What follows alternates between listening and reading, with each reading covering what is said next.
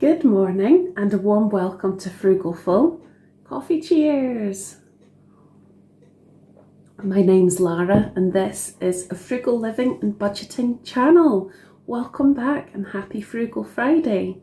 How have you been and how is your month of June going in terms of budgeting, in terms of decluttering or any other things that you're focusing on this month? I hope it's going so well. Please let us know in the comments. And thanks so much to everyone that sent the very, very kind birthday wishes for me last week. I really appreciate that. And I had a lovely time, thank you. It was a very nice birthday. So thanks for that again. Today's video is just a wee, quick, impromptu chat. So before I go on to that though, also just to give you a quick update about the decorating so far. In fact, I'll turn you around, hang on a second.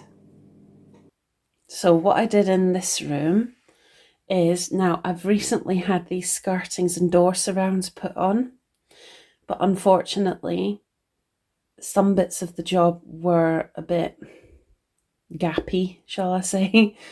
So I've gone round the entire bedroom and I have filled in all the gaps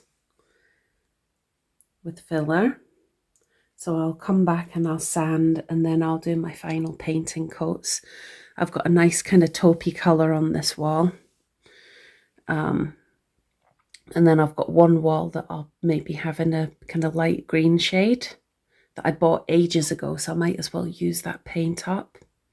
And then these will of course be painted with a suitable satin wood white paint. But originally this was a Dulux colour that was it's £22 a tin, which is a bit steep. But in B&M at the moment, I think, it's not Johnson's, it's Crown, I think. There's a Crown paint, which is an almost identical shade. It's reduced from, I think it's reduced from 20 to 13 or something like that, or 18 to 13. And it's an almost identical shade to this. So I think what I'll do is I'm going to just use that instead. Why spend 22 if I don't have to, and I can spend half that amount and it's going to be just as good a colour to finish with. I don't know about the satin wood, but I'll source a cheaper alternative for that that's still going to be quality. And then what I have done is that Dulux tin, I had only a little drop of it left and it's an old tin that I've had for years. So what I decided to do was use it to finish this cupboard. Now this was a kind of salmon pink before, but it was very messily painted before. It was just pretty rough around the edges and there were gaps. So what I've done is I've started off by filling in the gaps. I had filler to use up. So I filled in all the gaps and then I've painted so that it's nice and uniform between the cupboard and then the wall colour for the rest of the room. So I'm very happy with how that's turned out. And obviously there'll be carpet or something eventually down in here, because I am a bit of a messy painter. But yeah, I'm pleased with that. I was going to have a door on this cupboard, but I don't think I will now. I think I'll leave it as it is because I like the fact it's got these hooks here, but I tend to have my wardrobe just kind of sticking, the furniture from my wardrobe just kind of comes into the cupboard a little bit as well. So I don't think I'll use a door. I think I'll leave it open at the moment. So that's where I've got to so far. This is the wall that I'm going to paint a sort of light green colour, like a feature wall, my headboard wall in the room. And I love this pattern. When I first moved into this flat, every wall and ceiling in the flat had different kind of paper. And there was a lot of this sort of old textured paper. But I wanted to honour the lady who passed away who lived here and keep one wall with some of the original paper. And I like this because it's that sort of botanical theme with the leaves. I think it'd be lovely with the green. So I did hold on, Sorry, I had to sneeze. I did a colour analysis and it turns out that it's the shade of green. I think it's called overtly olive, and it complements this. You know how you can do these paint checks to see what the complementary shades are? So I'm looking forward to seeing what it's like when it's done, and I'm looking forward to showing you as well. So watch this space. That's going to be my decorating project for the month of June, I think. So yes, that's my plan for June, is going to be doing everything in the bedroom to finish decorating except for carpet. Still to decide what I want to do about that. And then once I've done that, the next plan of action will be tackling the stairs. But I'll show you that in another video. And then on to the other thing I was going to have a wee impromptu chat about with you today, to do with frugality and budgeting. And that is pet care, because this morning I'm going to be taking Bella B to the vets for her annual checkup, her jags and just general health check and things. So here is hoping that everything's okay with her health. I know she's not going to be a happy bunny, not going to be a happy kitty, because when she goes into that pet carrier, she really does not like it, which is totally understandable. But hopefully she'll be all right. I think she will settle, and she just doesn't like it. But actually, when she gets to the vets and she comes out of the carrier, quite often she purrs at the vets. So bless her. So I'm sure it'll be fine. And I'm hoping, I would imagine, and I hope that she'll get a clean bill of health. So that's good. The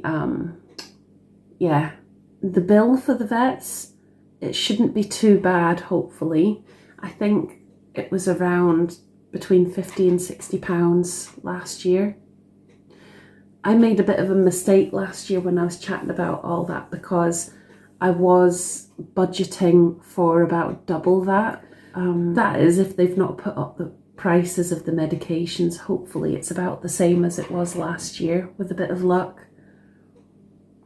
I still put in at least £10 a month, at least £10 a month, so that I've got at least double what I'm expecting the bill to be. And then I do sometimes put extra in there as well, just in case of any unexpected kitty vet expenses.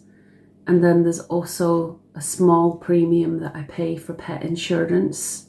I think it's about £16 a month, which I don't mind paying. She doesn't have any pre-existing medical conditions or anything like that. So, and she's a house cat. So I'm hoping that the chances are that anything that ever happened would be covered, and hopefully nothing will happen and she'll maintain her clean bill of health for as long as possible. But if there's anything unused in her sinking fund, I just let it carry over to the following, just ongoing carryover. Usually, that's usually the approach I take. And then that way it can just gradually build up, so that she's got a little bit of a buffer there in case needed. So I'd love to hear in the comments how you plan for and budget for your pet care, vet bills. Do you use pet insurance? Do you have any suggestions for any of us about how to keep these kind of costs down? I mean, I feel that really a lot of these costs are unavoidable, but there are certain things, like if you needed certain products, like wormers, flea treatments, or any of that kind of stuff, or certain regular medications, things like, like glucosamine type things for their joints, these kind of supplements and things. I suppose there are cheaper online equivalents to the things that the vet sells, but I'm no expert, and I suppose with these things it's the kind of thing that could be discussed with a vet about what they recommend, as well as a kind of more budget-friendly online alternative. But I'd imagine there are quite a lot of ways to cut costs that way. I'm very fortunate that Bella doesn't take any medications at all, so it's very straightforward with her, thankfully. but I'm always really interested to hear other people's experiences and ideas, tips and suggestions. So thanks in advance for those in the comments below. And thank you for watching. I'll see you again very soon. And I'm looking forward to doing some more videos connected to ideas, suggestions and requests that you've made. And thank you to the people who have. And apologies, I've not done those videos yet, but they will be coming up.